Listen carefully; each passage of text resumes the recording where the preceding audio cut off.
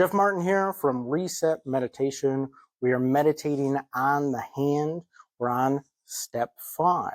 So step 1, we did just the tip of the finger and successfully completed the beginning of being a meditator.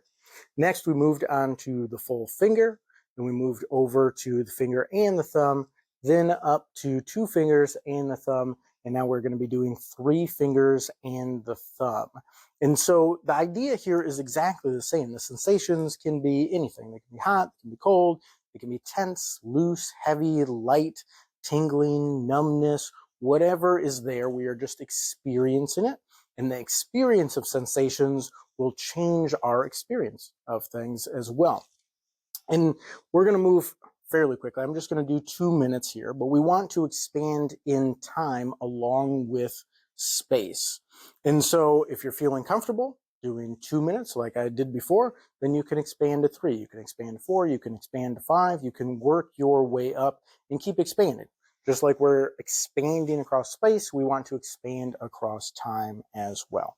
So I'm going to do this silently, as I did it in the previous step, for just 2 minutes as a demonstration and go through what my sensations and what my experiences are. And I'm just going to comfortably let my hand rest at my side like I normally would, and then relay that after the fact. Ready? Go.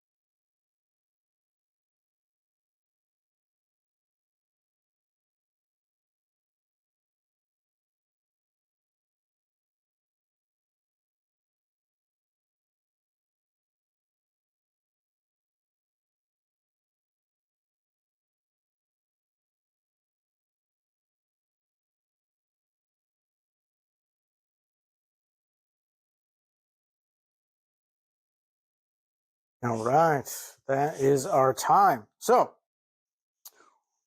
right off the bat, there's a weird little problem. And one count of this is a great example of how to overcome these little things and little missteps that can happen. I hadn't deeply thought about where I was starting on the meditation. I've meditated so much and done so many different types of meditations, not usually too much of an issue. Usually I already kind of have a pattern that I'm just naturally going towards. But my sensation naturally was attracted to both the tip of my pointer finger and the tip of the ring finger at the same time, which is fine. You can experience multiple sensations at once. It is useful, especially as you get more advanced.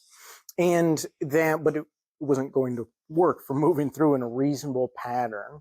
And so I then refocused my attention on the tip of the ring finger and went through the fingers and the thumb in this direction and then back through them.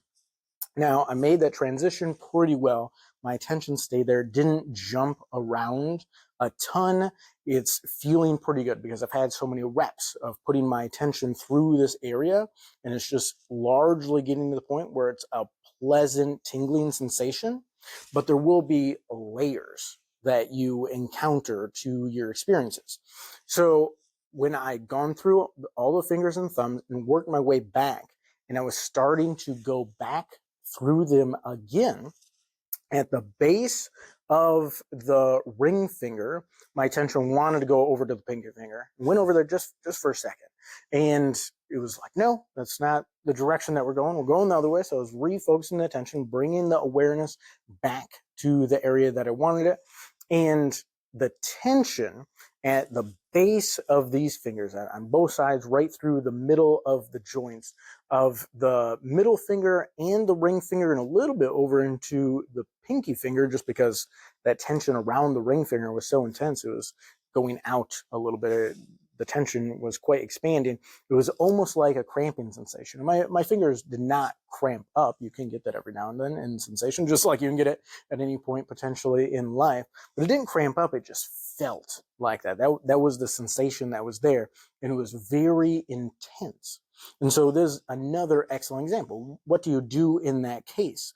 Because you can just pull your attention away from it, rip your attention away from there, and move on and get away from that unpleasant sensation, because it's very intense, right? A type of cramping. Cramping is not fun. No one likes to do that.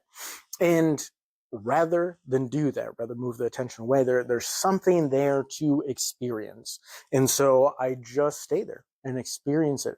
And it didn't resolve in that short period of time. I don't know how long I was there, but the whole session was 2 minutes. So I couldn't have been there very long because it was near the end. But I was just going to stay with that sensation until it changed, because it would change. The sensations, just experiencing sensations changes the sensations, and everything we experience in life changes how we're experiencing other things. And so everything is always influencing everything else. And so I'm just sitting, experiencing that unpleasant sensation and focus on it. And it would at some point change and shift and dissipate. And then I would move on. And there's a little bit of, well, tension, like metaphorical, symbolic tension to go with the actual physical tension in this case. Doesn't necessarily always have to be the case. But in this case, I think there probably is just like a little bit of frustration essentially with that I'm experiencing, and I'm experiencing it directly. And by not avoiding it, by experiencing it, it will change. And so that's the idea, and that's why we're doing this.